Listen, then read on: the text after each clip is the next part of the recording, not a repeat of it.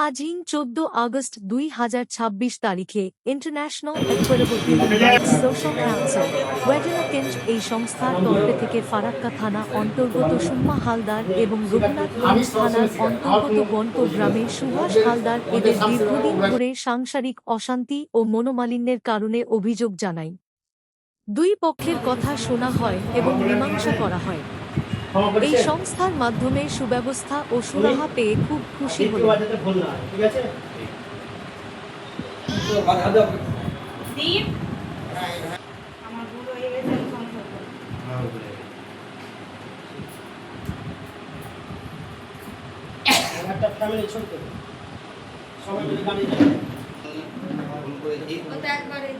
আর ভুল করবো না